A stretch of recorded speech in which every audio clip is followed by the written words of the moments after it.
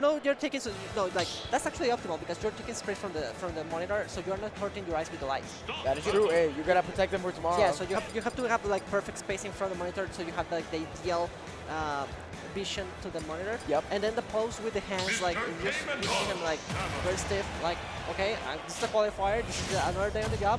Gotta go to top 64. Oh, he's being ergonomic right now. That's the word. Yeah. All right, there we go. Well, now after hitting warmers, this is actually the first match. So Dark Samus against Game & Watch. Gonna be interesting because we know that Game & Watch would love to use that bucket to get some of those projectiles from Sisqui. So that is an important field that he's gonna have to deal with. But the first hurdle right here is coming back into the stage because Silverhand very quickly putting in the pressure here. Indeed. Silverhand, I mean, Game & Watch versus Dark Samus, I guess you can just say the same thing about a lot of Game & Watch matchups. Good to watch out with that B. The less wrapping is going to be really, really pesky for the one recovering.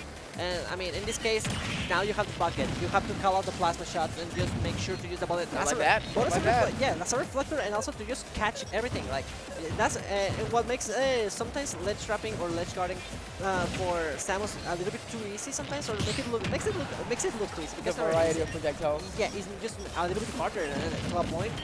Invalidate. Oh, well, that is going to be the first stock for Silverhand. Only 39% on his side. Look at him. Just dancing around. Yo, I took the first stock. Let's go.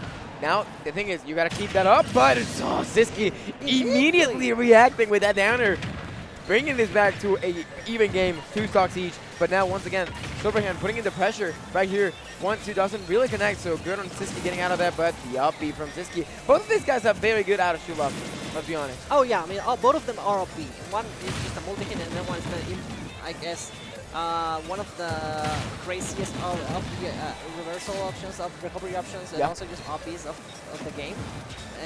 I mean, you're just gonna be careful about that. Don't dare to touch the shield here. Absolutely. Bringing the pressure, but good comeback again from Silverhand, getting it back to the stage. Very slight difference in percentage only, so this is anybody's game so far in game 1. And so far we've seen that whoever wins game 1 seems to take the entire set on his side, so important here for the mental. Indeed. Oh yeah, just menacingly charging the plasma ball. You gotta respect good that. Pressure, the jabs. Good parry, let's go. Get in there, trying to go for a little bit more of extension. Yeah, don't let them fall, don't let them touch the ground. Nice nair, another upper. Just making sure you don't get a free landing, but finally Sisqui weaving around all these areas, and that was gonna be a down tilt. A little bit of miss-spacing for Silverhand, but that's gonna be the second stock. 108, we are not too far behind. We really aren't. We're a solid down smash to forward smash from Fern away from making this the last situation, but right here Sisqui doesn't want to get that a chance at all right there, baiting with the charged neutral lead right there. The pressure from Silverhand, as I mentioned, looking for that down smash, doesn't really get it, but now putting in the pressure again in the aerial, that might be a free punish right there for Silverhand, but unfortunately for him, doesn't really get the strongest option, and from the middle of the stage, the perfectly placed back here from Sisqui, gonna be enough to close this first game in his favor. A solid 2 stock after a little bit of a nerve-wracking first stock where Silverhand took the lead, but he was able to close it up. Alrighty then, let's see. I'm looking a little bit at the data, at the bracket and all that. This is the qualifier for top 128. Oh wow, top 128. This one are to get out of pulse actually. Okay, I guess then the match we saw from Shattuck then was also maybe the same? Let me see. Here's the information. It could have been, yeah. Could have been. But no, I think she was already there for top 64 qualifier. Okay. We're getting a mix of like matches from all around the bracket at this point, it looks like. Yeah, it seems like we're catching up a little bit on the other sides. Yeah. But for now, Silverhand just starting strong, nice. Yeah, going for a throw, and we're going for a little bit of a nair. Good trade. The pressure, yeah, that was great. I mean, sadly, with Game & Watch, the thing is, you really need to like take as much cash out of your first nair. Yeah. If you can capitalize on it for 3-4 hits, you're going good. That is you're chilling. Your best starting option, I guess, with low percentage. But right here, Sisqui using the platforms to get advantage, extending this little string from one side to the other. Trying here, Silverhand to surprise Sisqui with the down smash. Doesn't really get it, but now the fully charged neutral B doesn't do it. But the back here, once again, just like we saw at the end of the last game, almost enough to take his stock right here. Try to bait him out. No bucket right there from Silverhand, but I think that's pretty smart. Because if he uses the bucket, I think the frame advantage is still from Sisqui. Yeah, I think so. Yeah, I think so. You know, it's gonna be 150% just as Sneeze. Ooh, it's not, okay, we survived. No. Okay, we're good, we're good. Trying to survive. Oh, again, plasma shot, but not full charge. That's going to be a bad spot for it. Silverhand again. Nice, That's good gonna be, time. just hit him with the down tilt. That's going to do it. Blast him in the face. But also, Silverhand doesn't want to let up. In there you go. Trying to catch something. Trying for the, again for the backer, but doesn't get it. Just check him. You're just going to slap him in the... Hey. Slap him around. Drop. Gotta make sure your opponent's still here. But yeah, unluckily for Silverhand, at this advantage, well, this percentage. Nice. Well, there we go. Nice. Wow, great DI from Sisqui. That's impressive that he's alive and using that great tool, the up B, out of shield to his advantage. He could get some good damage making 42. I thought he was going to do, was that neutral B, I think, that he used as a bait? Yeah, so, Samus usually feint the charge. Just to bait out options for the opponent. Yeah. Or just to make the respect like, oh, he got it. So I gotta say, the neutral B animation looks very similar to the grab one. Yes. It is a really like a rough because it comes from the blaster. Yeah, but still living. But yeah, Samus used that a lot. Just feint them in the face and make him get a reaction out of them. Yeah, and Sisqui so far showing that he's made a reaction. There you go. Finally, that fair is going to be enough to take the first stock off of Sisqui. 30% on the side of Silverhand, which is not too bad at all. But once again, as you mentioned, now it's bad. Well, now it's bad, of course. But no, that is worse. Yeah. Now it's over. That's horrifying. Now that's terrible. Escalated really quickly. But yeah, at this low percentage, as you mentioned, he's gonna want to get that fair snare and try to get damage racked up. But there we go, Sisqui trying to surprise everyone with that very quick forward smash on the ledge, unable to hit it. But once again, their damage, unfortunately for Silverhand, racking up on his side, 84% out of 3 or 4 different interactions, and now forcing once again another SDR situation. We're gonna see the backers coming in. The second one, just like last game, from the middle of the stage, closing out with a backer. Another commanding 2-stock from Sisqui. Very strong stuff here. Sisqui, I mean, not for a reason, one of the best players. I think he's top 3 in Europe. Yeah, top 3 in Europe. But yeah, I mean, sure, split all. It's gonna be Sisqui and then Tarek. Yeah.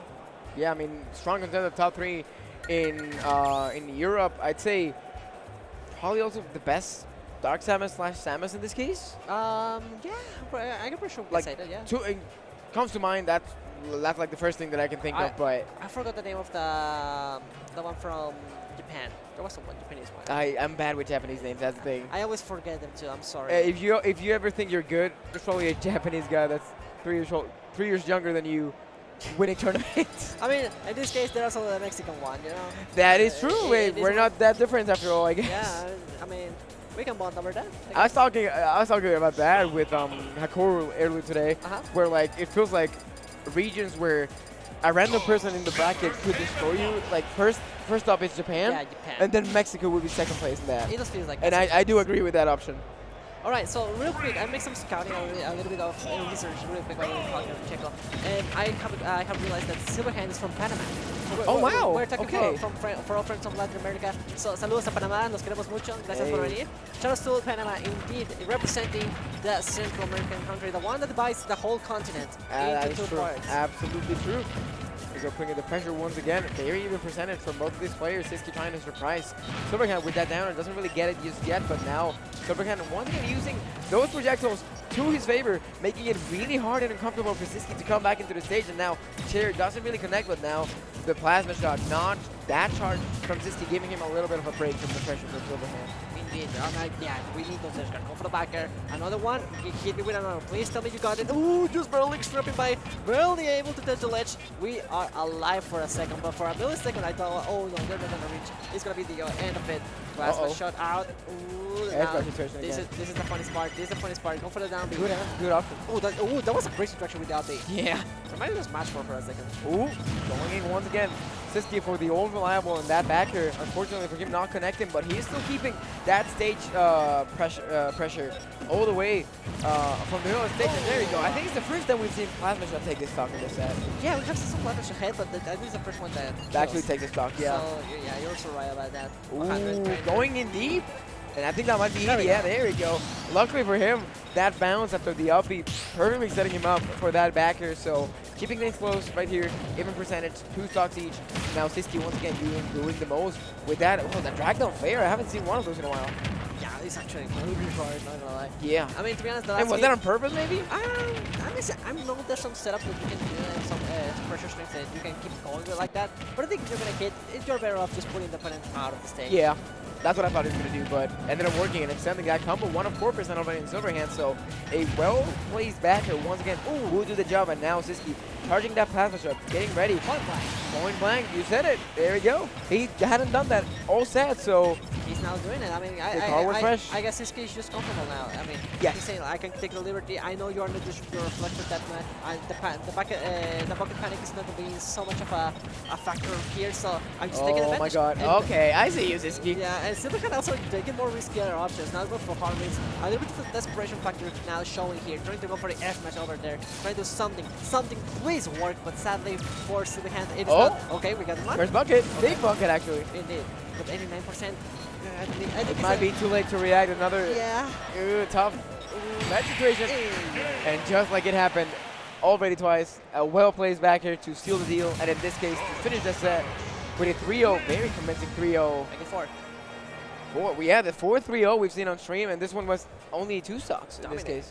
It's all saying like, oh, is this what happened? Is this top player o'clock? And I'm like, I mean, kinda is. Qualifier for pools usually makes like the strongest players just to get out there. And also now that you're in top 64 after this with Sisqui, on top 128.